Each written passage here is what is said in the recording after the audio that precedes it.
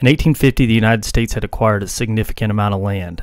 Annexing Texas added some 300,000 miles to the United States, and after winning the U.S.-Mexico War, the U.S. had gained this Mexican cession, which added another 500,000 miles to the United States. And as we're about to talk about, the United States is going to go through this period where it falls into civil war, in part because of the acquisition of this territory and the arguments that are going to come up over the territories concerning slavery. Before we talk about that, I want to sort of pause and talk about what life was like for the average American in 1850. What are people doing? How are they making money? How are they living their lives? Well, it's really difficult to do this because, as we all know, the United States is incredibly diverse geographically. It's just a huge country. You have different temperatures. You have, as you go west, the land is drier. And this is going to create these very different cultures, very different economies, very different way of life. So what I'm going to do is I'm going to focus on 3 different regions of the United States and give a very general overview of the economic and political concerns to most Americans in these 3 regions. First, we're going to talk about the U.S. South, and then we're going to focus on the North, and then we're going to talk about what life is like in these newly acquired territories. All right, to do this, let's go ahead and start with the South. Now, again, we've talked about the South before. Defining where the South begins and ends is somewhat difficult, but for the most part, you can point to right around here, Maryland, Virginia, Kentucky, Missouri. That's a little bit of a question mark. Arkansas all the way out here to Texas and everything down here. So if you are a Southerner, vast majority of Southerners at this point are white free Southerners, okay? Most white Southerners are going to be subsistence farmers. If you are Southerner, you're probably going to be farming food for your family to live, raising cattle, growing corn. Corn's going to be the preferred crop of the South. It just simply grows better in southern climates than stuff like wheat. And you're going to be raising food to feed your family. Most Southerners don't contribute much in the way towards a market economy. They're growing just enough for themselves, and they're not bringing the surplus to the market to trade for the rest of their goods. So if you're an average farmer, you might have acquired your land from your dad, your granddad, something like that. You may have bought it cheap from the U.S. government. Maybe it's something the U.S. took from the Creeks, or gotten a treaty with a different Indian group. Maybe it's some of the land they purchased in the from the French in the Louisiana Purchase, and then they're going to turn around and sell it. You're going to take what little capital you have, either from inheritance or from working odd jobs as a kid. You're going to buy this land, and the first thing you're going to do is plant these crops to know that you have enough to survive each winter. Most Southerners are only concerned with making ends meet. Now, there are some Southerners that have started to get involved in this cash crop economy. So the South has longer growing seasons just because of science stuff. You have crops there that won't survive in the North, stuff like tobacco, stuff like sugar. There's a handful of places in the South, especially along the coast, where you can grow sugar. But the most prominent cash crop in the South is cotton. And now, we've talked about this before. Southerners want to get their hands on cotton. This is because beginning in the early 1800s, this cotton revolution has made cotton an incredibly valuable crop. So if you grow cotton, you're going to be able to sell it up here in the Northeast to these textile markets, or over here in England to feed their textile mills. So Southerners that can acquire land and have the capital to start growing cotton will start growing cotton. Again, this is going to be primarily in the Deep South, Upper South. You won't see these cash crops as much, particularly cotton. It just doesn't grow as well up there. So you are going to have Southerners growing cash crops. Well, the thing is, even these cash crop producers, they're going to contribute to the market economy, because what they're going to do is they're going to take their cotton, tobacco, sugar, whatever, and instead of growing food, they'll take it to the market and they'll trade it for corn or beef or whatever they need from the neighbors that are growing food and have surplus food, and that's how they're going to get their goods.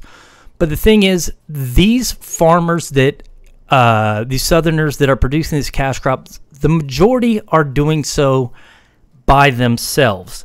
75% of Southerners don't have slaves.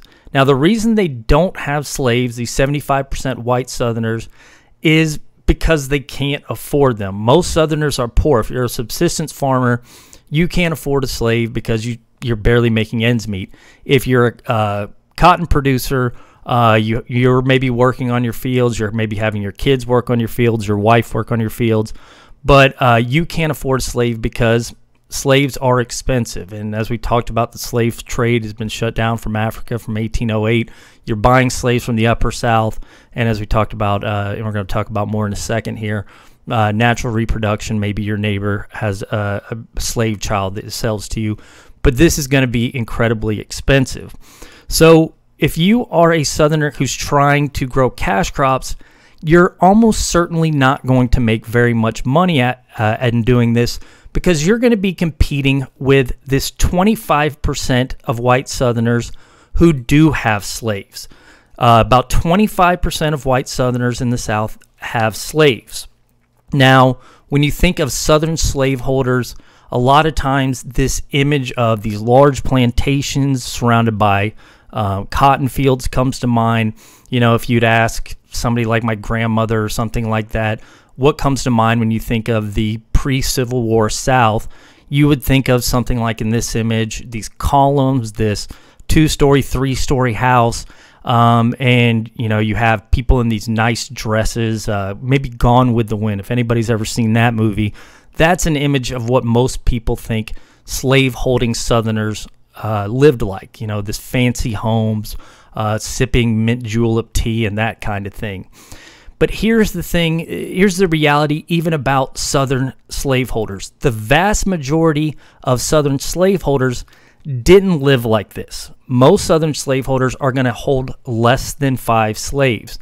So this is going to be maybe something more in line with this, but even this is probably too fancy of a home for the vast majority of white Southerners. You probably live in something like a single-story home. Your family lives in one home. Maybe you have a shed out back for the slaves, something like that.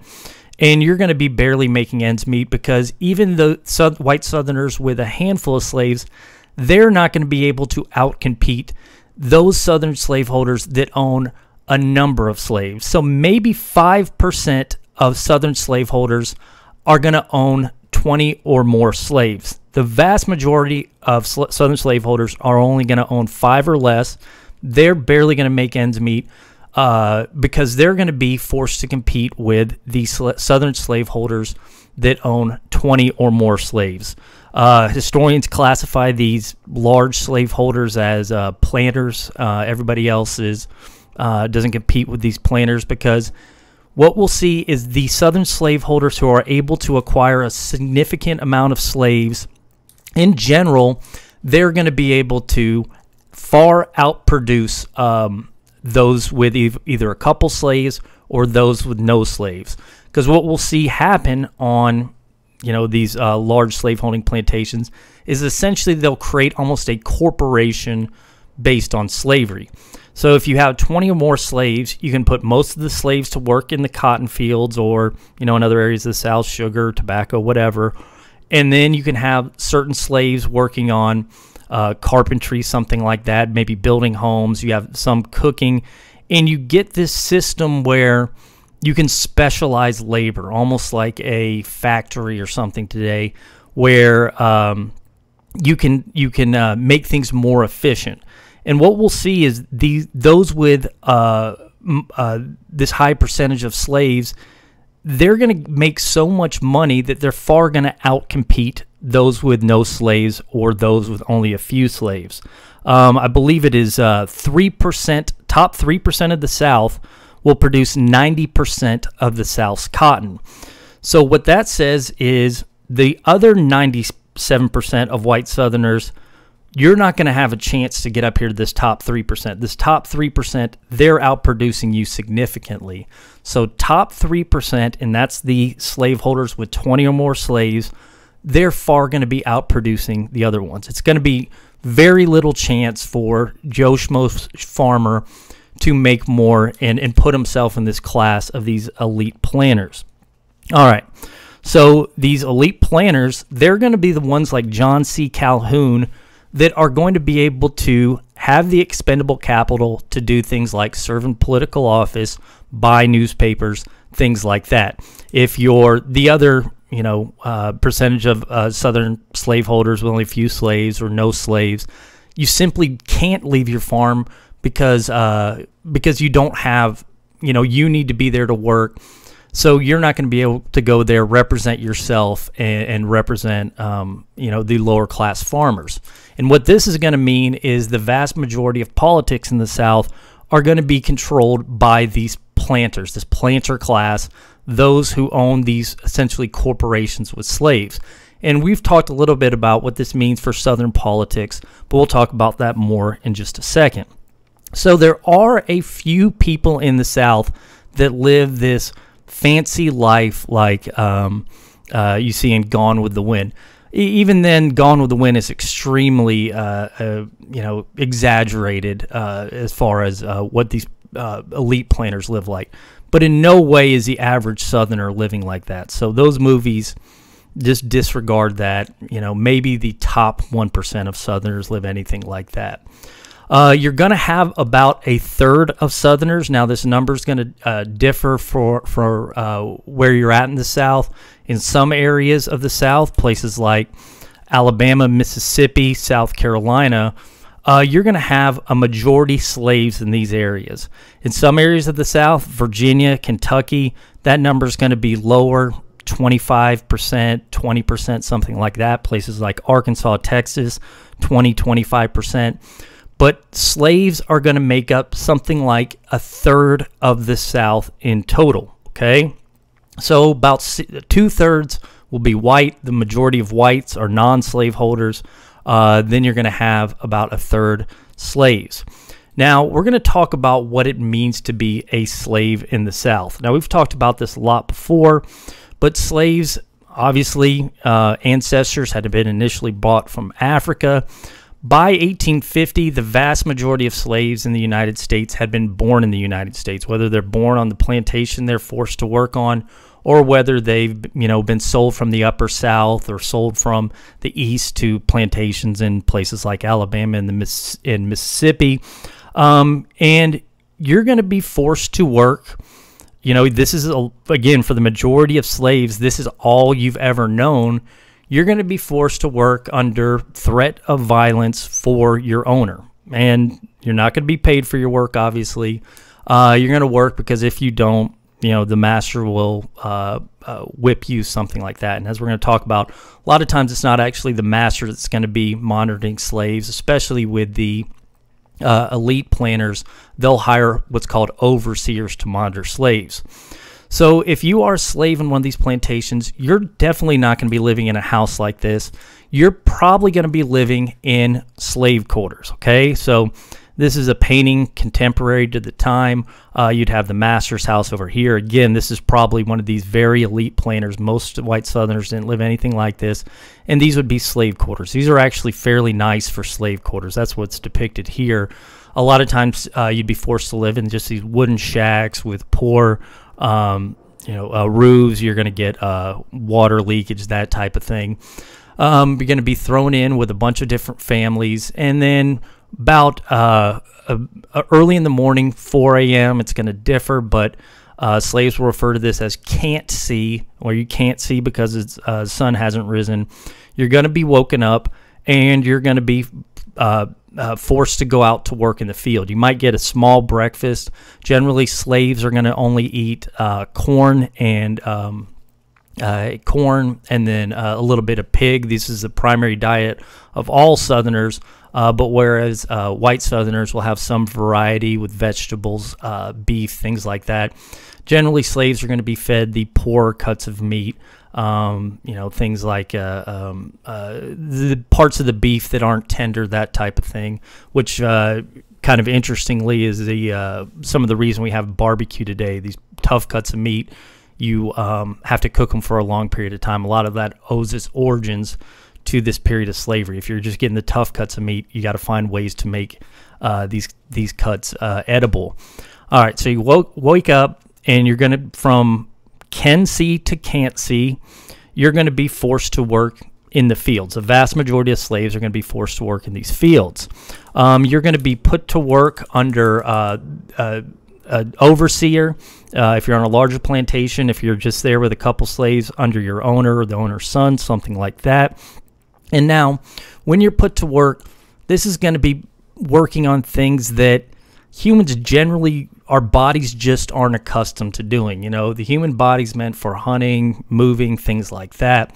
You're going to be put to work picking cotton, especially in the deep South, and you're going to be forced to bend over all day. This is going to cause pains in the back, especially with cotton. You're picking it, your fingers are going to get cut to pieces, and it's going to be this grueling, monotonous work. Now, some people have this impression that it's a life of constant violence. That's probably not true. A lot of slaves will go a long time without getting whipped. It's mainly the threat of violence, but you don't have to really have violence if you're getting constant pain inflicted upon you by being put to work in these horrible conditions. So you're put to work all day. You're going to work during the morning. At lunch, you'll get a brief supper. This is going to be the main meal of the day. Again, usually fed the poor food that's left over. The masters are eating the better meat. And then you're going to be put back at work again until the sun sets. Now, the work days, usually Monday through Friday. Most owners will put slaves to work on Saturday, some on half days on Saturday, but most of the time it's 6 days a week during all light. Now, you will see some masters give Sunday off, and generally I would say that's most. There's this religious element to it, which brings up an interesting point, because religion is actually going to be used as a reason to justify slavery. So slave owners will teach slaves Christianity. Now, they're going to, it depends though. Obviously, this is going to be a big thing with slavery that's hard to wrap your head around, but it's going to depend on the master, how the life of the slave is. Some will teach Christianity, but the vast majority that do that are going to be teaching, parts of the Bible, but leave up things like, Moses and the Jews escaping from Egypt, escaping slavery from Egypt, because they don't want slaves getting the idea that that's even possible. So you're getting Christianity used to justify slavery a lot of times, and they'll read the parts of the Bible where it says that people can keep slaves, because you want slaves to be less rebellious. So you're going to sort of offer this Christianity, this promise of a better afterlife. So put up with the work here, because you're going to be able to go to heaven in the next life. So you're working 6 days a week. On Sundays, maybe you get some time off. Maybe you can plant a vegetable garden, something like that. But that's really going to be your only day off. Now, a handful of slaves will be put to work in the big house is what they would call it. So the majority of slaves working in the field, a handful will come in as cooks, seamstresses, working for the family, taking care of the master's kids, stuff like that. A handful of slaves will be taught carpentry, and there's going to be a very few blacksmith jobs, that type of thing. So you will have some on these plantations, especially the bigger plantations where you see more specialization of labor. You will have these other jobs. Kind of interestingly, there'll be a hierarchy in slave society where you have, the people that work in the house will view themselves as better than the people that work in the fields. And masters a lot of times will actually promote that rivalry to encourage people to work harder. Like if you work in the field and you do good enough, you can come work in the house. Again, some slaves will work skilled professions, but that's very few. Most slaves are not going to be taught to read or write. Again, the idea is going to be, what's the point if people are going to be working in the field? And then it's also, they might get ideas in their heads if we teach them how to read and write. So it's this sort of warped mentality to propagate this labor system. All right. So again, if you're a slave, you're not going to get anything if you work harder for the master. It's not like you're earning a wage. So as we're going to see, the only motivation here for you to work is the threat of violence. Well, if you have this life where it would be the threat of violence is constant, you're waking up to do the same thing every day, you're not seeing any benefit to your labor, it's this grueling monotony, how are you going to make it through?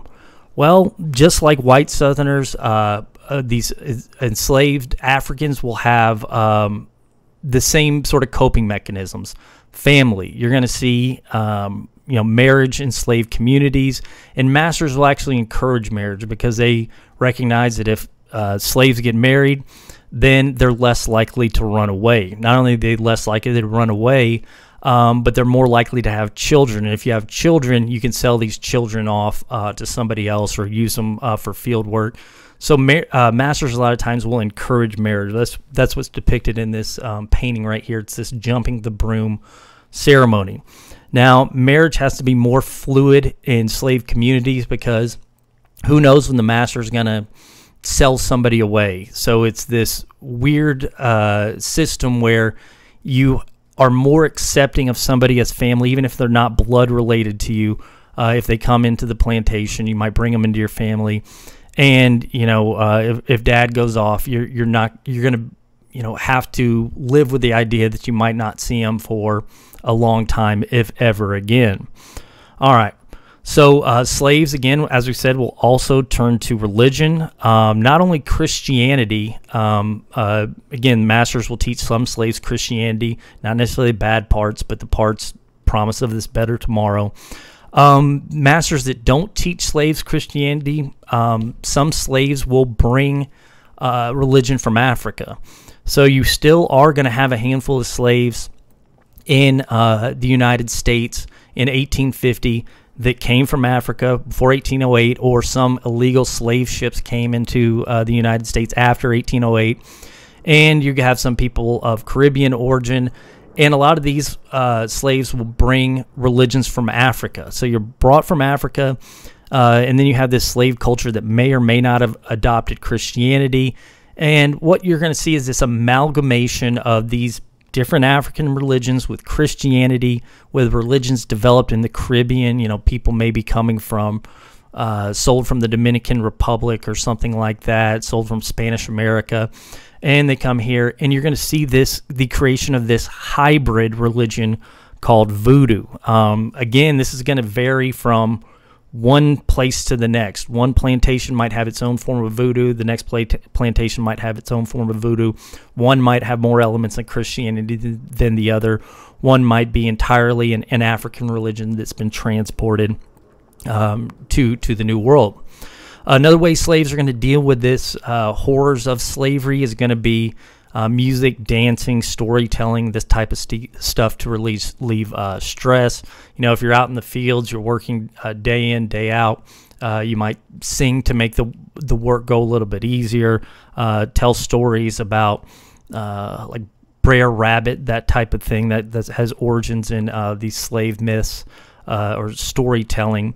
You might tell something like that to sort of make things go easier.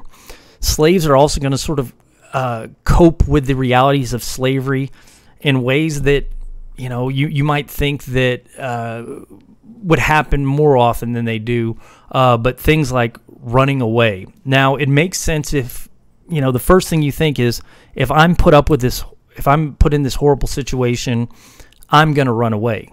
Well, maybe we would run away with the knowledge we have today. We know the general geography of the United States. We know places to go where you're going to be safe. If you're born on a plantation, you're not given an education, you spend all your time on this plantation, you've barely been off this plantation, you don't know what the U.S. looks like, you don't know where you're going, where are you going to run to? Maybe if you're in a place like Texas, maybe you can run to Mexico. Maybe if you're in a place like Kentucky or something, you've heard about the North, you can run to the North. But if you're in some place like Alabama or Mississippi, even if you know where to go, you're not going to be able to get there, okay? As a matter of fact, we'll see most slave runaways, they're just going to be running to try to get to their family. Like they'll be sold off to a plantation in the deep South.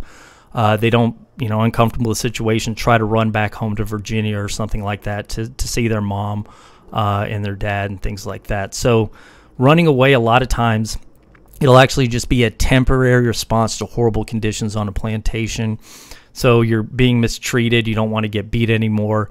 You don't know where you're going. You just run off into the woods just to get a break from the horrors of the life that you're experiencing. Slaves, another way they'll cope is intentionally breaking stuff or just finding ways to avoid work. So this is one of these things that slavery, Northerners are going to criticize this, and I think this bears out that slavery is an inefficient system, because if you don't offer somebody an incentive to work, they're not going to work harder. And so if you tell somebody, I want you to go out here and I want you to pick cotton in this field, but if they pick 100 pounds of cotton versus 50 pounds of cotton, it makes no difference in their life except their back feels better if they only pick 50 pounds of cotton. So what slaves will do is they'll find ways to avoid work. They'll intentionally break equipment. This is one of these reasons that people argue that slavery would never have been conducive to industrial work, because if you put somebody with force somebody to work on high-end equipment, they're going to break it. That there's some argument there, but it's true that slaves would, all right, you want me to clear this field? All right, I broke the axe. I broke this, the hoe, something like that. Break the stuff to get out of work. It just makes sense. If you're not giving somebody an incentive, then you're going to go away and try to avoid work as much as possible. So run away, break things like that. You're also going to get some slaves try to revolt. Again, to modern people, we might think that if we're subjected to these horrible conditions, we would try to fight back. We're people raised on movies. We've read books. We know how to conduct a revolt. We know what weapons do. We know how to punch. We know how to commit violence. If you're a slave on a plantation in Mississippi, you have no idea how to carry out a successful revolt. You don't know how to use a firearm. Only thing you know is that this master here has these guns that can kill you if you get out of line, and he's going to use them. Maybe you've seen this because somebody at the neighboring plantation killed a slave because they spoke poorly to them or something like that. So you don't have examples of successful slave revolts. Now you have word maybe filtering some of these plantations about what happened in Haiti, but most of these plantations, if they got word of Haiti, they just got this vague ideas. They didn't have, this is how this slave revolt was carried out. So you will occasionally see slaves revolt, kill masters, but usually this is going to be a short-term thing.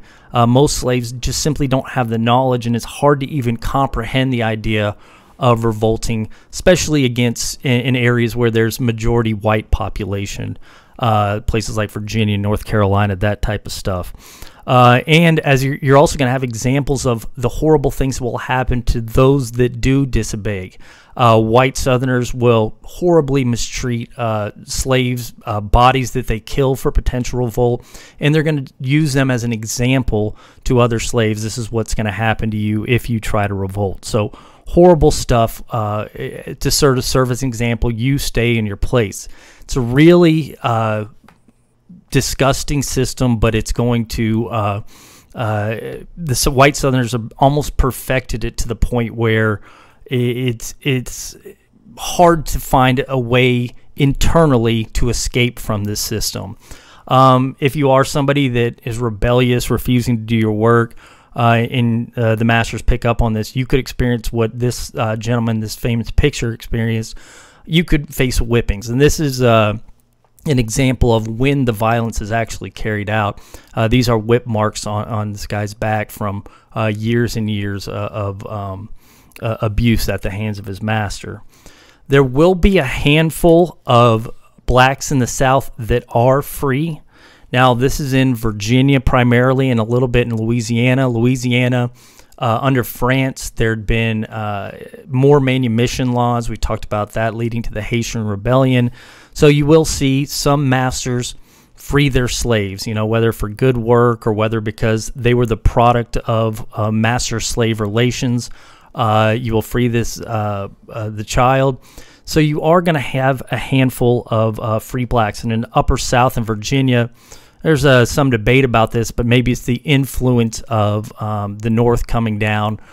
Maybe George Washington is a Virginian, freed his slaves. You are going to see a handful of, in back before the Haitian Revolution, that was more common to free your slaves. But you free your slaves, and then now you have this community of free blacks. If you ever go to New Orleans, you'll see the free black sector of the city. And if you're a free black in these areas, you don't have to work for somebody else. I mean, you're going to have some of the same privileges as whites. You can get your own job. You can, work for your wage. Somebody can't sell your children away. But if you're a free black in the South, a lot of places, they simply won't have free blacks. Like Texas, they make it illegal for blacks that are not enslaved to be in the state unless the state of Texas approves of it. So during Texas, I think there's only like 250 free blacks in the whole entire state of 250,000 by 1860. So they just simply said, if you're free and you're black, you have to leave unless Congress gives you permission to do so. But in the states where there are free black populations, you technically can get your own jobs, but you're not going to have many rights beyond that. So again, as we've talked about, women don't have the right to vote, but even if you're a black male, most southern states and a handful of northern states will say that if you have one drop of African ancestry, you can't vote in elections. So you're free, but you don't have the same rights as whites. Not only that, but the court system and just the general public won't treat you as equal. What we see here, this is a cartoon from the time. This is a free black. Maybe you're just walking home, and a slave patrol, these patrols that locals would hire to make sure that the escaped slaves were returned to plantations. They come upon a free black, and he's just walking to his house. We think you're a slave, but I'm not. Well, we think you are, can be abusive to you. And the court system a lot of times isn't going to allow blacks to testify on juries, things like that, even if they're free. So maybe these guys can mistreat you, and unless another white steps up and verifies your claims, you're not going to have any legal justification for what happened to you. All right. So the South has this majority non-slaveholding white population, a minority slaveholding white population, and even smaller within that, these planter class, and then about a third enslaved, and then this tiny percentage free black. So if you're looking at this situation in the South, you would imagine that the poor whites without slaves and the slaves and maybe the free blacks would be allied with one another, because the poor whites, they're looking at the elites, and no matter how hard they work, because they don't have slaves, it's going to be almost impossible to get to the point where you have slaves to compete with the slave holders. So it's almost like you're being kept subservient to the elite slaveholders no matter what. So it seems like this would create an alliance between poor whites and slaves and free blacks. That's not going to be the case in the South, and this is owing to this sort of political system that is going to push slavery as the future for poor whites. You're going to see poor whites involved in the slave system in different ways, okay? So whereas the majority of poor whites don't own slaves, a lot of those poor whites will occasionally rent slaves. So you may not own slaves, but when the guy with the plantation down the road, maybe it's after harvest season, he doesn't have work for his 20 slaves, you'll rent them for, to build a fence or something like that. So you don't own a slave, but you're still using a slave, even if you're the 75% non-slaveholders. Poor whites will also have this dream of one day acquiring slaves. So as we're going to see, the elite Southerners, again, these are going to be the guys that are in politics or the ones that are owning the newspapers, they're going to use their power to push this message that poor whites, if you work hard enough, you start acquiring slaves, you can one day achieve my life. Now, that's almost impossible for the average poor white. It's not a dream that they can actually achieve, no matter how much hard work you do, simply because the game is rigged against them. But you're going to buy it. You're going to say, all I have to do is make enough money to get one slave, and then that'll allow me to make more money to get 2 slaves, and then in a couple years, I have 20, 30 slaves, and I'm living the life of the guy down the road. Again, the reality is, you're not going to compete with them. You're not going to ever grow as much to get to that life, or very rarely are you ever going to do that. But you're still going to buy into this system pushed by the elites, okay? So some people say that poor whites in the South support slavery because of that. There's an argument that poor whites in the South will support slavery because it's this psychological factor that humans have, that we like to view people as lower than us. We look for somebody to, say that I'm better than this person. Some people argue that poor whites support slavery because in the slave system, slaves have less rights than them, and that's somebody lower on the economic sphere than you. So if all you are to the elite slaveholders is poor white trash, I'm poor white trash, but at least I'm not a slave. So if slavery goes away, maybe this person that used to be a slave, they now go to work, they now outperform you, and now you're there at the bottom of the ladder. But that can't possibly happen as long as slavery is enforced. So it's this weird system where whites will essentially, even poor whites, even though it's against their economic interest, will ally with elites, white elites, in enforcing slavery. Okay, some people just support slavery simply because that's all they know. If you're a poor white Southerner, the only thing you've ever seen is, your family working on their farm, but you've seen the guy next door has always had slaves, and you can't really even think of something different. So this weird political system in the South is embedded by 1850. Again, during the time of the American Revolution, a lot of Southerners had said this was evil, but by 1850, as from the changes we've talked about, a lot of these economic viability of slavery increasing, especially with the introduction of this cotton and this cotton revolution, means that most white Southerners support slavery, and most blacks in the South were enslaved, and they don't really have a say in slavery at all because of the way the system is set up. So this political system will lead Southerners to dislike Northerners, in part because they banned slavery, and because these elite white Southerners, these planter class, will start pushing these warning signs about the North, where they're going to say Northerners, they're out to end slavery, and they're out to take your chances of achieving the American dream. So basically, think about it this way. White elite Southerners sold poor whites this idea that you're going to be like us if you continue to work hard, but some Northerners want to take away your chance to be like me.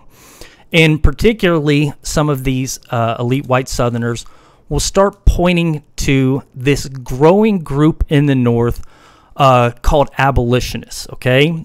This guy right here named William Lloyd Garrison, he's probably going to be the most prominent abolitionist in the United States in the 1850. So William Lloyd Garrison is a member of a small percentage of Northerners. Don't have exact numbers, but in 1850, maybe 5% of Northerners who believe that slavery is morally wrong, it should be ended immediately, and blacks should be given equal rights to whites, okay?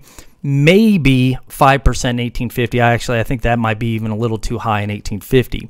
There are a handful of Northerners like William Lloyd Garrison who believe slavery is morally wrong, and they'll point to passages in the Bible, probably different passages than Southerners are using to justify slavery, to say that slavery is wrong and this is something we need to get rid of.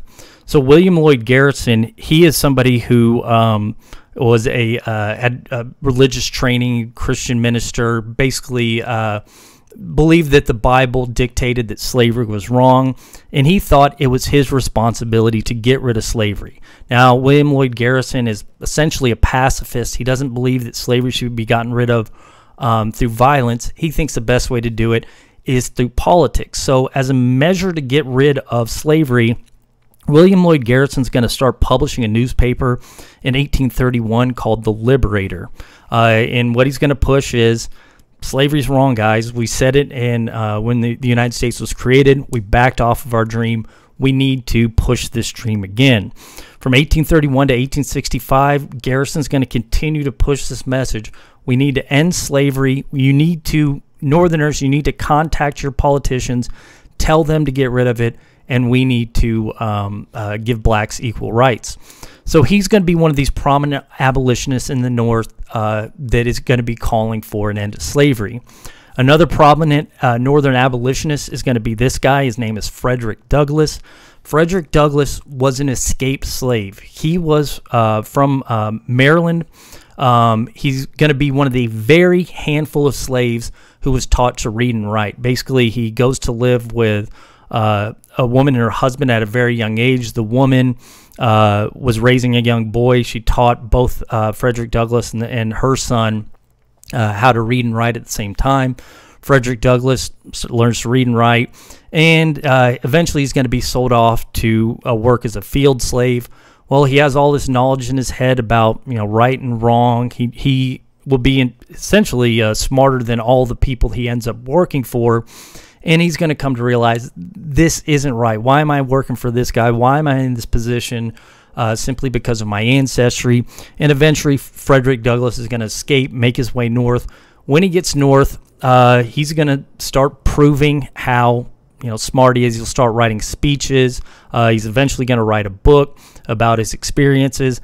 And guys like William Lloyd Garrison will start bringing him on speaking tours to tell people this is the reality that people in the South face. Now, as we're going to talk about, most Northerners don't have contact with free blacks, nonetheless slaves, so the stories he's going to tell them are going to be incredibly enlightening. So Frederick Douglass, William Lloyd Garrison will be telling these stories throughout the North, but a lot of times they're telling it to empty town halls, because the only people that are going to be listening to them, again, are this small group of maybe 5% of the North that's abolitionists that believe that slavery is wrong. A lot of Northerners are actually going to believe that guys like William Lloyd Garrison and Frederick Douglass are just agitators, and they're just making up things or exaggerating things to create divisions between the North and the South. And so you have some Northerners that don't like these guys, a very handful that agree with them, but the vast majority of Northerners in 1850 don't care what goes on in the South. The vast majority of Northerners are, like Southerners, these subsistence farmers or barely producing above their means to provide for their family. And the South is like the moon to them. It's so far away that it doesn't concern them. Now, I'm bringing this up, and it might sound crazy, but somebody here in, say, Michigan, they're going to know almost nothing about slavery here in Alabama. And again, travel time to Alabama, maybe 20 days, something like that. Why would I care about something that's happening on the other side of the country? And the only things I hear about it are, it's not that bad. These Southern politicians maybe come up to Washington and say, we're treating slaves well, this type of thing. So why would I care about this? Now, this might seem like a very nonchalant attitude, but I always point out to people that there's still slavery in this world. I had a friend go to Mauritania in Western Africa.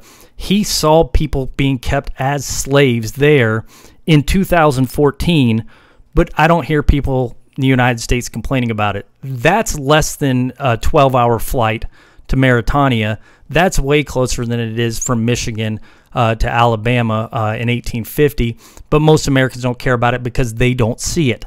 That's the general attitude. By the way, please look that up. I think it's something that people should realize. But in 1850, most of these Northerners, this isn't my concern. I'm trying to feed my family. I'm trying to grow a little bit of food. I don't care. Again, just like most Southerners, most Northerners are agriculturalists in 1850. They own a small plot of land. Maybe they grow wheat instead of corn. Maybe they have more cows than pigs because cows, will do a little bit better in the north, or at least areas in the north. But essentially, their life's going to be the same. But the thing is, most Northerners, even these agriculturalist Northerners, their dream of achieving success is going to be a little bit different than white Southerners. So poor white Southerners, they're working hard to get slaves and then eventually get enough slaves to get into this plantation, get this plantation system going on, and then be able to live their lives without work.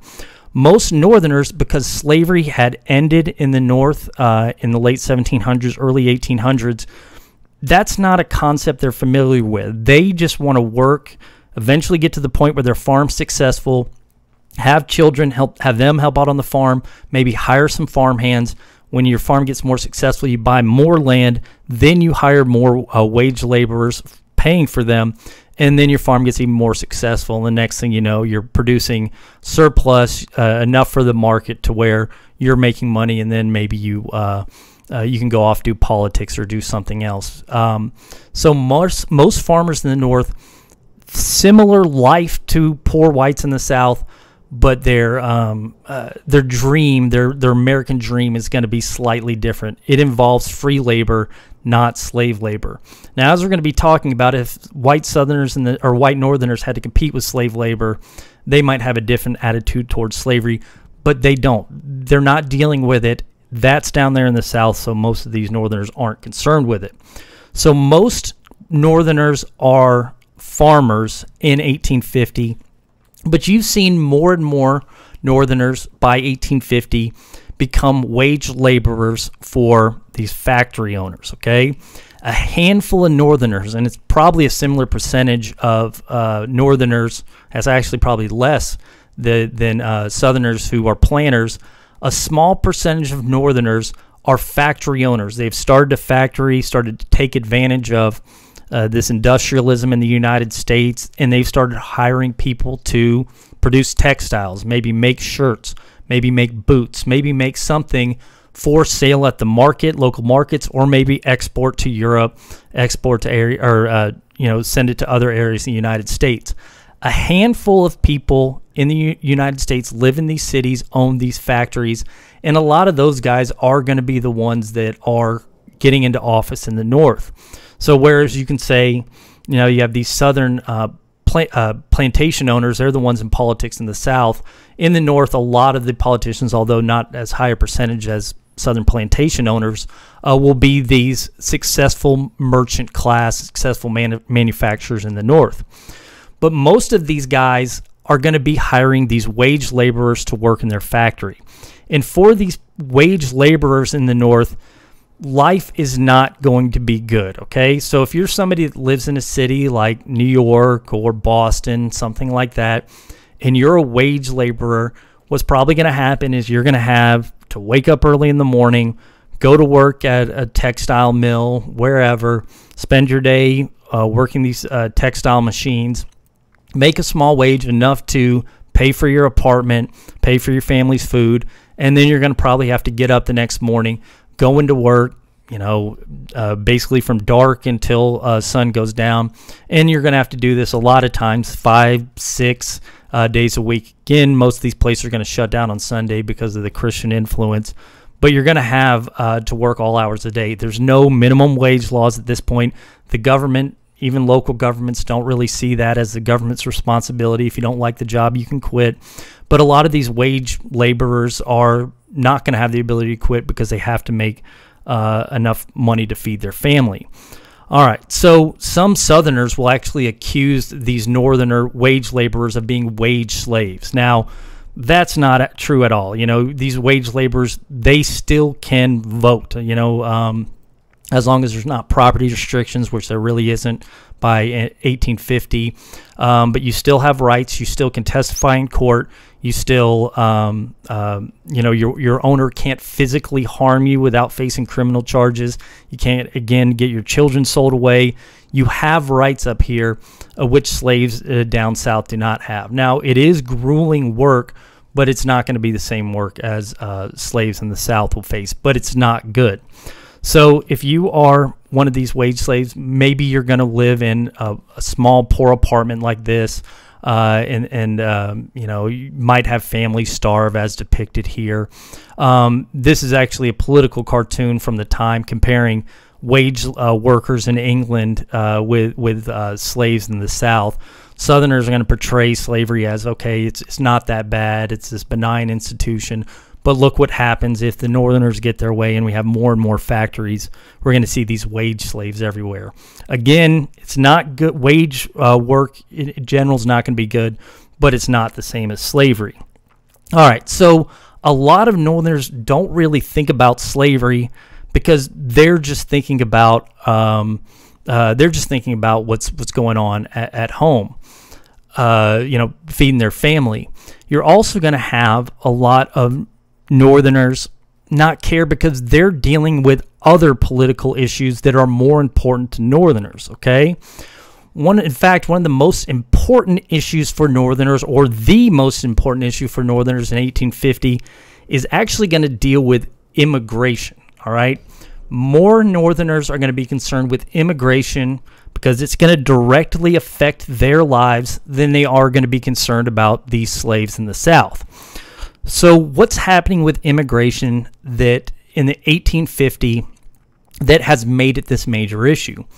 Well, it's something that's going to start in the 1840s in this place right here, Ireland.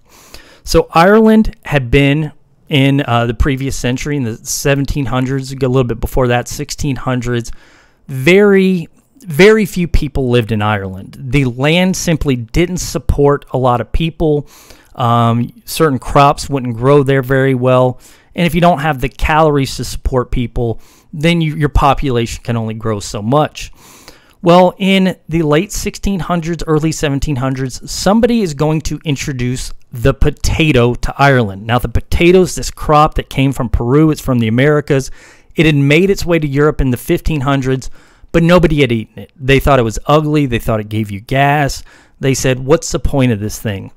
Well, they kind of rejected this potato stupidly because the potato is actually incredibly, I think, good tasting, and it provides a lot more calories than just about any other crop grown in Europe at the time. As a matter of fact, the staple diet for people in Ireland and neighboring Britain was wheat. Wheat, for every acre you grow, gives you 1/4 of the calories of an acre of potatoes. So it would take 4 acres of wheat to grow 1 potato, but people ignored that up until late 1600s, early 1700s. Well, when the potato's introduced to Ireland, and it's going to be one specific type of potato, it's going to grow so well that the population's going to explode. So think about this. You're just injecting a ton of calories into the population with the potato. Everybody will start growing the potato,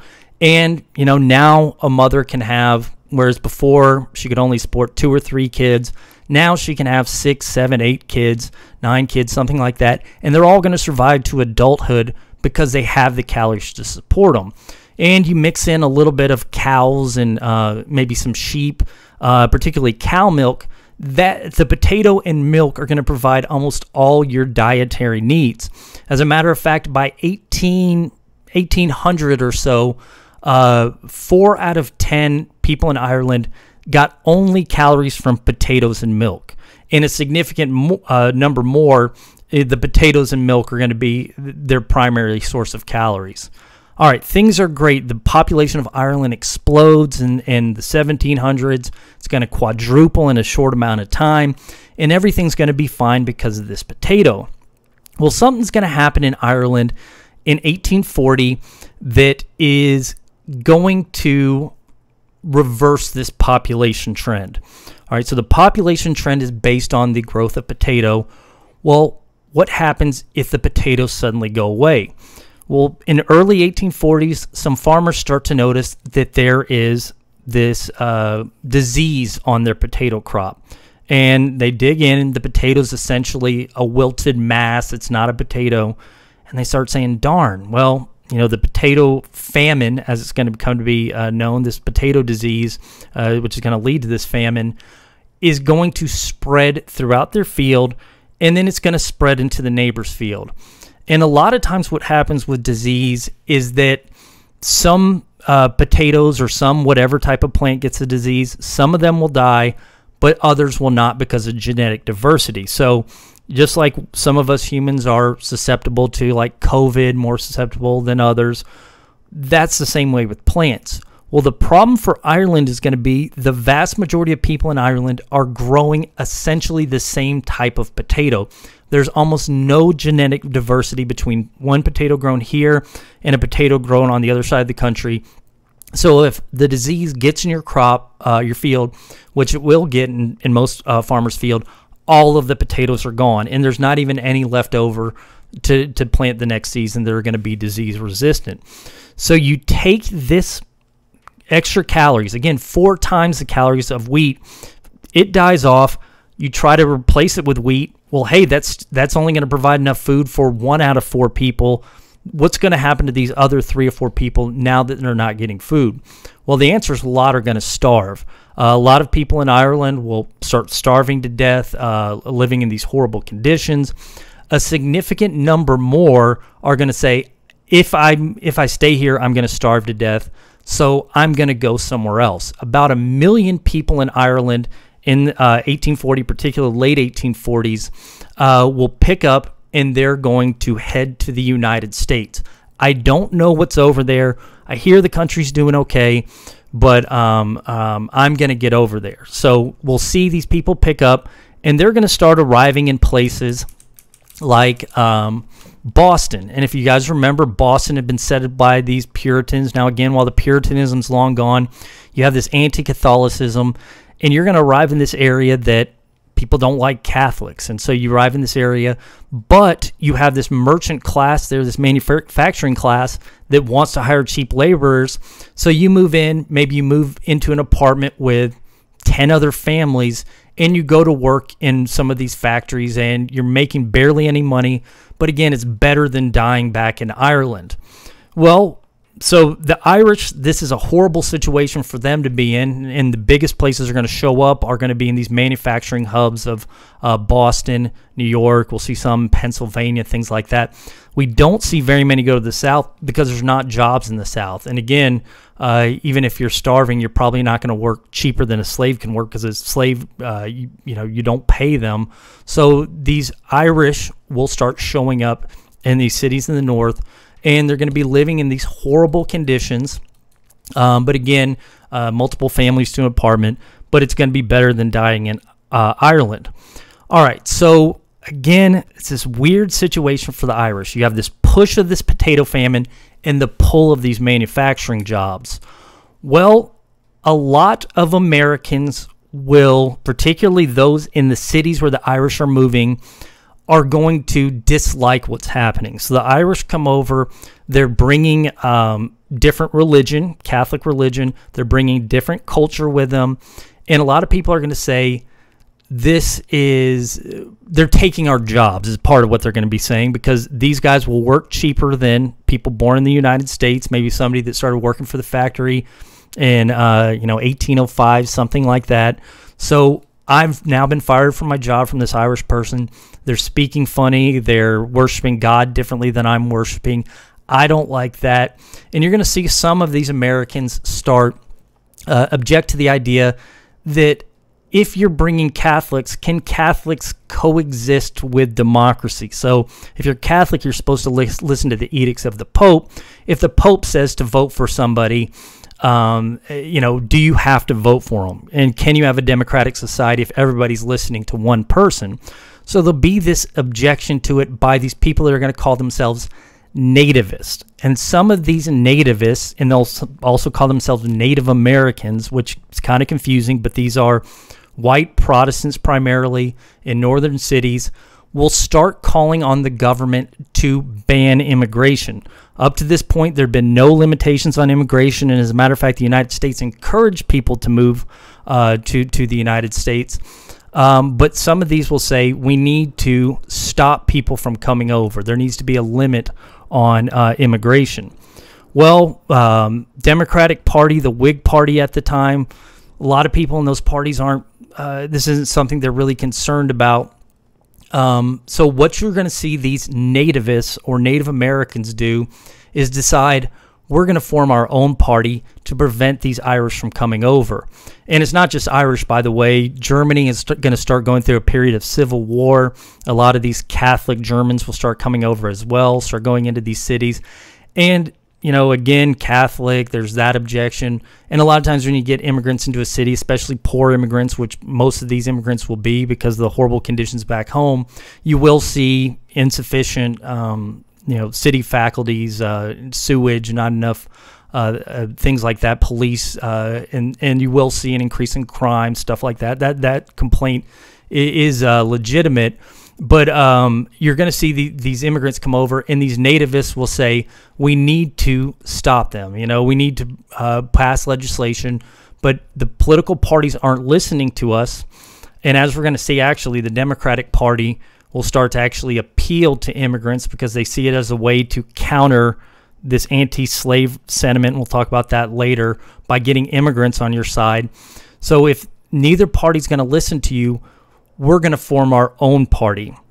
So what you see, and by the way, here's a map of the United States. It's a very Protestant area today. This is a map from modern times, very Catholic, just from this Irish potato famine. So many people moving over in this potato famine. So what you're going to get is some Native Americans. Again, these are white people. They're not Indians. These are people born in the United States, are going to form this political party that's going to come to be known as the Know Nothing Party. The Know Nothing Party. So the Know Nothings are, their whole political thing is, we need to slow down immigration. We don't want these newcomers flooding the ballot box. We don't want them influencing elections. We don't want them taking our jobs. So this Native American or Know Nothing Party will form in the late 1840s. And a lot of people will flock to this party because they view this as competition for their jobs primarily, and this sort of cultural competition.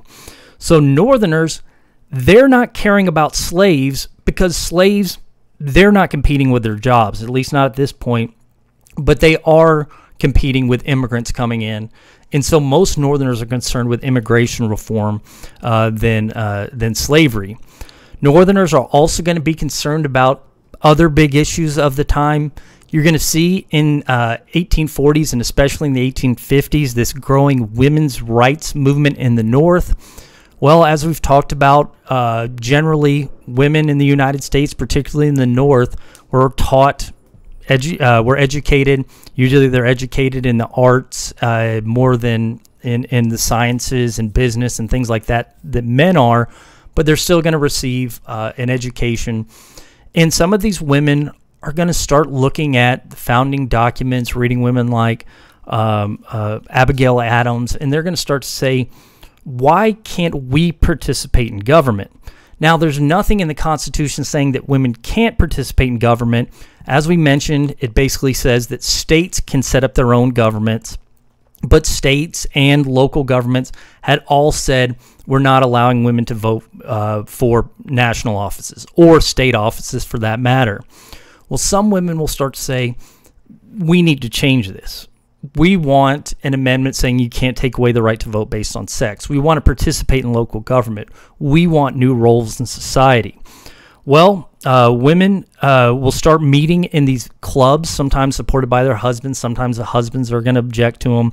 And we'll start seeing these women's rights clubs formed throughout the United States. Some of these are going to be held by women like Elizabeth Cady Stanton. Elizabeth Cady Stanton is going to argue that women should have the same rights as men. For example, she's going to organize one major women's rights movement. And this is really going to kick this women's rights movement off in the end of the 1840s.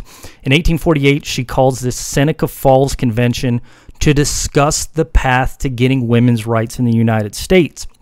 Well, Seneca Falls, Elizabeth Cady Stanton makes this major speech laying out this is exactly what we want to do. Unfortunately for Elizabeth Cady Stanton, what we'll see is that a lot of the same people that are attending women's rights movement are the abolitionists that are going to be also calling for an end to slavery. And as we're going to talk about in the 1850s, these women's rights movements are sort of going to be pushed to the side as more and more people view slavery as the issue to deal with. But again, women's rights, slavery, in the late 1840s, 1850 or so, these are dwarfed by immigration being the most important issue. All right, so the North, we talked about that. Now I want to briefly talk about there's the women making speech at the Seneca Falls Convention. Oh, by the way, you'll see this reaction from a lot of men, portraying the women in this thing as not knowing what they're talking about, and then downplaying these things as a means to discredit these women's rights movements. All right, so this is what's going on in the East. What's going on in the West? Are they concerned about slavery in 1850? What are they concerned about? Immigration. Well, it's hard to answer this. We first got to define the West. I mean, this is one of these things people will argue about today. Where does the West start? Some people say, it starts at the Mississippi River, right here. Some people say it starts, just over here. This is the West. This is the Midwest or whatever. You have all these different definitions. Most historians generally put the beginning at the West right around here, right around DFW, up this area right here, and they put it at this area because it's right around this region that we see this sudden and drastic decrease in rainfall. For science reasons, everything west of here gets drier and it's less fertile than it is to the east. It's just this dramatic drop-off. So what about people here? So northerners over here, southerners over here. What about the people in the West? What are they concerned about? Are they concerned about immigrant slavery, whatnot? Well, the answer is a lot are not, because in 1850, the vast majority of Westerners are American Indians. And the vast majority of Indians living in this area are going to be this type of Indians that are very different than the ones we've been discussing most of the class. So we've talked about the Cherokees, we've talked about the Shawnees, we've talked about all these groups that are sedentary agriculturalists. They plant corn, they occasionally will go out and hunt, but they have their homes in one location. They live in the same place all their lives. Again, life is not very different than Europeans and these early Americans. But that is in the East. That's over here. These are these Indians over here. Well, in this area here, the vast majority, except for the Pueblos, but the vast majority of Indians in this region, they don't grow agriculture. They don't stay in one place because this area doesn't grow food or doesn't produce food in large numbers, at least not with technology that's available in the mid-1800s to support agriculture. So if you're somebody that's out here, you're going to have to make your living or hunting and gathering your foods. So most of the Indians in this region are hunter-gatherers. And again, we talked about this a long time ago. A lot of these Indians by the 1800s had adopted the horse. The Spanish, when they had moved north, had introduced the horse to this region. And this made these Indians dramatically better hunters. That actually allowed their population to grow, whereas other Indians' populations are decreasing. Groups like this group here, the Comanches, they're going to expand. They're going to start hunting buffalo in greater numbers. The more calories means more children. And they're going to start taking over these large swaths of territory. You see up here the Sioux. And basically these hunter-gatherers, they're not going to be concerned with Americans for the most part. And as a matter of fact, in 1850, part of the reason they're not concerned about Americans is because there's not going to be very many Americans in this area. And that's because there's very little reason for Americans to move out here. And a big reason is because these guys are out here. If you move on to the plains, you're not going to be able to grow food because it's a poor place to grow food unless you drill a well 200 feet down and come up with technology that's going to make you able to farm this land. And even if you could farm, there's a good chance you're going to be attacked by these hunter-gatherers who view raiding as part of their the way they obtain calories, things like that. So a good chunk of these people out here are these Indians that a lot of people stereotypically think of Indians. Now, as we mentioned again, and this is something I keep having to go over, this would be fewer Indians, much fewer than we saw out here in the East at this point. But again, most Indians in this region have been moved to these areas of Oklahoma, things like that. But these Plains Indians, they're hunter-gatherers, and they're not going to be concerned with politics in the West, and they're going to serve as sort of this deterrent for Americans to move out here. So the United States will actually make a lot of this land available for very cheap and eventually for free to people move out here. But in 1850, almost no Americans have taken advantage of this cheap land that the U.S. had acquired from France and from Spain and in that agreement with Britain, because there's a lot of these hostile Indians. And again, a lot of Americans aren't going out there because the land is just terrible. Now, there are going to be some pockets in the West where we will see Americans have moved by 1850. This right here is a population map in 1850. We're going to see some people that would consider American citizens right here in New Mexico. This is people of Spanish-Mexican ancestry, Hispanicized Pueblos. Again, we talked about the Spanish way a long time ago. They've been here in New Mexico for a very long time. They've been here farming, not hunting and gathering, farming for a long period of time. This Catholic population, they're primarily farmers. Again, a lot of these guys had just now become Americans, or they had just become Americans in 1848 with the Treaty of Guadalupe Hidalgo. So even considering them Americans is kind of iffy because they just became Americans. There's also going to be this pocket of farmers up here in Oregon. Some Americans started taking this Oregon Trail to this very fertile valley here in northern Oregon.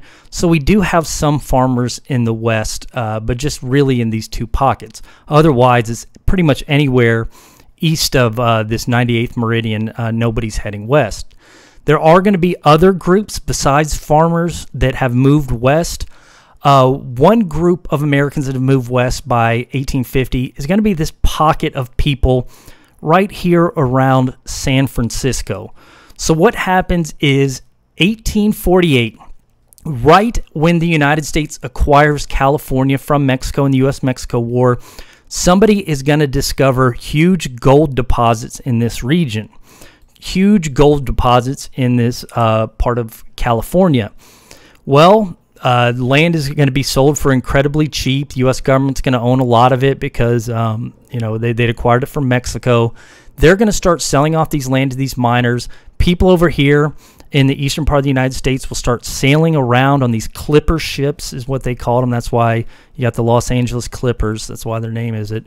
But they'll sail around South America, or they'll take a train or a cart or whatever across the Panama Canal, and they're going to come over here and start moving into California in huge numbers. This is a picture of San Francisco, I believe, 1848, 1849. People start moving in 1848, but word really gets out about these gold strikes in 1849, hence the name 49ers, because so many people are going to start moving out to California to take advantage of this gold strike. As we're going to talk about, so many people are going to move out there that by 1850, California is going to have enough people to become a state. So basically, Americans are going to skip past this region in here and move to California to take advantage of these gold mining opportunities. Well, it's going to be mostly Americans from here, but you're also going to actually see your first major Asian immigration to the United States, as some Americans will start importing Chinese labor to California. Now, this is a really interesting history, but we'd seen countries, these former republics that had been part of Spain but had broken away. Some businessmen in these places like Chile, Peru, they had started sending recruiters to China to sign Chinese workers to, say, 7-year contracts for when they come to Chile or Peru and you work for 7 years, and then you're going to get a certain amount of money and then be brought back to China. Well, people in China will be recruited by these recruiters on these promises. But what happens to a lot of these coolies is what the term's going to come up with them, is that when they get to places like Chile, they're going to be put to work on like guano mines, which is essentially harvesting bird feces, or put to work in copper mines. And they're going to be so poorly mistreated that very few are going to end up surviving their 7-year contract. So you have this coolie trade that's almost slavery. I wouldn't say it's exactly slavery, but it's tricking these Chinese laborers into these contracts. You will see some coolies brought to work in mines in California. Majority of Chinese workers, however, will come over not on coolie contracts. It's actually interesting because you start seeing some come to the Americas. Word will get back to China what's happening with this coolie trade, and some will actually move to California because, hey, this is one place where you don't see as poor conditions. So it's this weird system where, you know, the United States, and as we're going to talk about, horrible racism when they arrive, but it's not going to be as bad as you'll see in Chile and Peru. Well, some of these Chinese workers come in, they're going to start mixing with American workers in these mines, and you'll start seeing these pockets of these first Asian communities in the United States. Some of these workers will be put to work building the first railroads in California. In the east, you're starting to see your first railroads start to expand, specifically around the north. You also see a handful pop up in California, and a lot of the workers will be these Chinese workers who come over to California as coolies, or a lot of times, you know, not even under contract, but just because, you know, looking for work but not wanting to go to South America in those horrible conditions. But again, these Chinese workers, there's going to be a lot of disenfranchisement. You know, when you see a territorial and eventually a state government, they're going to be excluded from office, and eventually there's going to be immigration laws against Chinese laborers coming over. But you do see your first substantial Asian immigrants in the West. All right, so we do have this pocket of out here in California. So we got the pocket here. We talked about Mexican, Spanish Pueblos, farmers over here, miners over here, some Asian immigrants in this area around California. What about here near Salt Lake City? Well, we're going to have a group of Americans, although for a time they're not necessarily going to want to be Americans, settle in Salt Lake City, owing to this expansion in religion that we see in the mid-1800s. So in the mid-1800s, you started to see more and more locations in the West, particularly west of the Appalachian Mountains, start hosting what was called revivals. Basically, you would get these preachers that would go from one town to another. A lot of these towns are too small to support their own church, and they would go from one town to another preaching Christianity. Well, because these preachers are, you know, so distant, some of them started pushing their own ideas about Christianity that were a little bit less mainstream.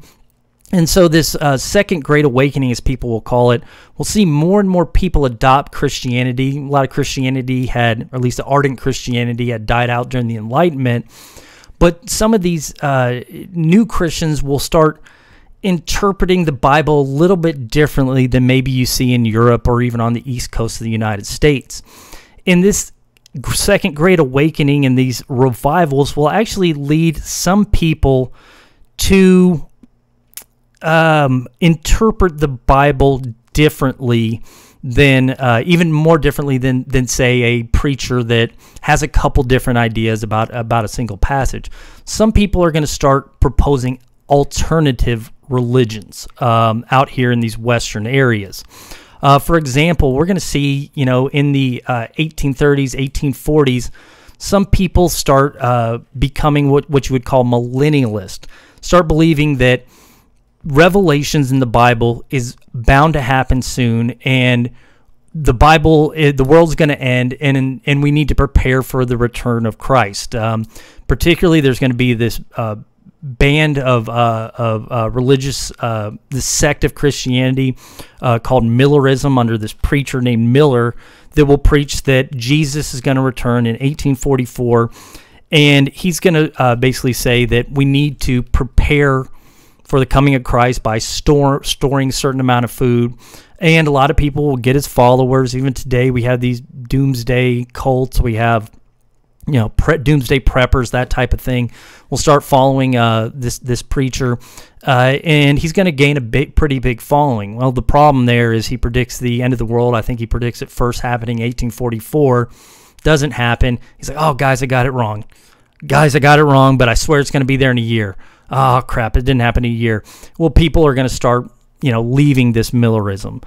This isn't the only type of alternate religion we're going to get. We're going to get some people pushing these utopian communities in the West where they'll basically say this is a mock-up of what a perfect utopian community would be like. We're going to use Christianity and basically our own interpretation of Christianity where we have a communal society. We help one another to create this utopia where everybody can live in perfect harmony. This is this New Harmony, Indiana. This is based on this utopian ideal of Christianity.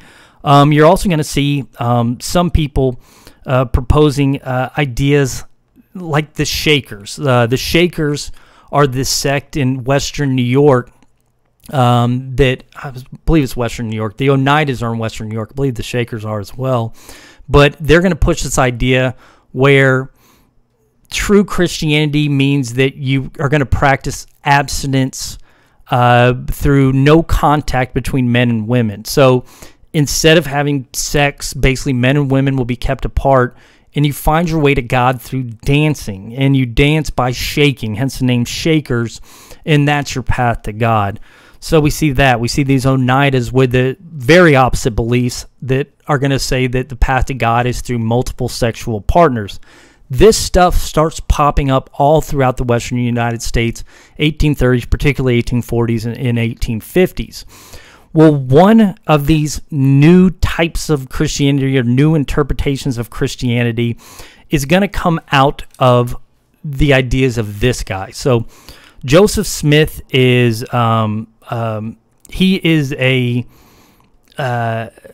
he's going to basically publish a book in 1830 that is going to propose the idea that Jesus had actually come to the Americas, and this is a little bit confusing to me, but he comes to the Americas and he's going to preach to Native Americans. He talks about this lost tribe of Israel come to the Americas, and he's going to say that I have this third testament of the Bible, and it's got more of Jesus' teachings. Now, Joseph Smith claims to have found these golden plates buried under the ground that talk about the teachings of Jesus, and he's going to publish his book, this Book of Mormon, and he'll start gaining a following along with, again, these other alternate religions in the 1830s, 1840s, and he's going to become popular in these groups. The Mormons, today known as the Latter-day Saints, will start flocking to Joseph Smith, and he's going to become a preacher for this large sect of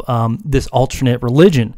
Well, Joseph Smith and his followers, they're going to decide to form their own town of Mormons in western Missouri, this place that they're going to call Zion. They settle out here, and when they settle in Zion, it's going to be almost entirely Mormons in their community. Well, this is going to end up causing problems with the local community. Now, as we're going to talk about, Mormons are going to have a lot of problems with various local communities, but the main problem that's going to happen with the people of Missouri, and particularly this area near Zion, is that the way the Mormons would vote is they would essentially vote for whatever Joseph Smith told them to vote for. So you had this county in Missouri where they'd hold elections, and you maybe have one guy voting for this, one guy voting for this, 50-50 split. Well, then all the Mormons come into town, and every single one of them throws their vote behind one candidate or whatever. Well, some of these people in western Missouri are going to say, can you have democracy if you have this? It's kind of the same argument you saw against Catholicism previously when the Irish were moving over. But again, that would be the Pope generally stayed out of religion. In this atmosphere, Joseph Smith was telling his followers who to vote for. In general, he would tell them to vote for who was good for the Mormons. But if you're somebody in western Missouri, that doesn't seem conducive to democracy. Not only that, but Joseph Smith was also pushing the idea of abolitionism. Generally, the Mormons thought slavery was wrong. Missouri is a slave state. So you're going to have these Missourians that view Joseph Smith as anti-democratic, abolitionist. And what we actually have is disputes between the Mormons and the people of Missouri in this area of Zion for about 7 years. So Joseph Smith moved there in 1831. In 1838, the people of Missouri are going to form these militias and actually determined to drive off Joseph Smith and his followers, which they do in 1838, essentially chasing off the Mormons out of Missouri. Well, in 1838, the people of Illinois, they hear what's happening here. They don't necessarily hear the stuff about the democracy. They're just saying Missourians being angry about the issue of slavery. Again, Northerners, most don't care about slavery, but you do have some that care. And a lot of these guys, I shouldn't say Northerners. To be clear, Northerners don't like slavery. It's just most don't care about them. But these Northerners that hear that the Mormons are getting oppressed, and partly because of slavery. And so the people of Illinois will invite the Mormons to move into this place. I'm going to pronounce it wrong, but Nauvoo in Illinois. Fine, you have to leave Missouri. You can come over here. So in 1838 and 1839, the Mormons moved from Missouri to Illinois. And initially, it seems like things are going to be fine. We are going to get over that you're voting in blocks. We're going to, your abolitionist views are welcome here in Illinois, at least in this area of Illinois, and things are okay. Well, things are quickly going to turn around because in the early 1840s, Joseph Smith is going to introduce something to his interpretation of Mormonism, or his new, basically Third Testament of the Bible, that he didn't introduce before, and that's polygamy. So when Joseph Smith, however you want to interpret it, dug up these plates or whenever he made them up, didn't say anything about polygamy, didn't say that was part of the Bible or part of Jesus' teachings, but either late 1830s or early 1840s, he's basically going to go to his wife and say, hey, God says it's okay to have multiple wives. His wife, by the way, is like, WTF, she's pissed off about this. But Joseph Smith starts taking on multiple wives, and some of the elites in the Mormon church start taking on multiple wives. Well, the people of Illinois will hear about polygamy, and this polygamy goes against other teachings of Christianity. And so they're going to start gathering militias just like the people of Missouri had gathered militias, and they're going to start leading these attacks on Mormons. And as a matter of fact, they're going to go to arrest Joseph Smith for practicing polygamy. It's against the law in Illinois, and he'll end up getting essentially this mob. He gets thrown in jail, and then a mob breaks into the jail and lynches Joseph Smith, killing him. Well, now the Mormons their leader's been killed. What are they going to do? Well, one of Joseph Smith's followers, a guy named Brigham Young, is going to say, well, we can't stay here in Illinois either. And so in 1846, Brigham Young will pack up all the Mormons, and he's going to move them out to what's today Utah. And at the time, 1847, Mexico still controls Utah. He thinks he's moving to Mexico. Right after they get there, though, they find out, nope, this is now part of the United States. Treaty of Guadalupe Hidalgo, 1848, means this is part of the United States. So now the Mormons have found themselves once again in the United States. Well, they're going to decide, we're just going to go ahead and ride it out here. We're far away from everybody else because, again, not many Americans are populating this area here. And the Mormons will sort of make this area here in Utah, and they're going to sort of serve as a stopover for Americans coming out to California or going up to Oregon. And the Mormons will end up thriving there in Utah. We'll talk briefly about them later.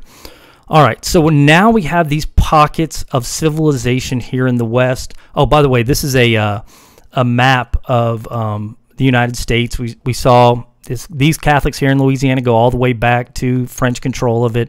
Again, this goes all the way Spanish and Mexican control. You see that right here, Spanish-Mexican control, but right there. This area right here is where the Mormons moved to. So you can see all this influence from way back when, still in this map today.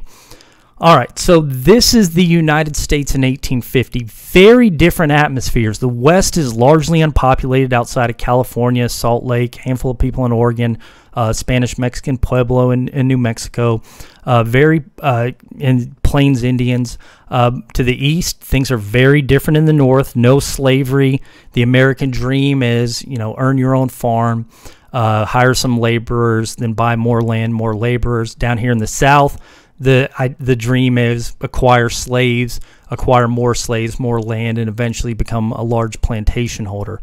So we have this very different setting in 1850, and as we're going to see, these different visions for the future of the United States and these different visions of the American dream are going to end up coming together and colliding in the 1850s.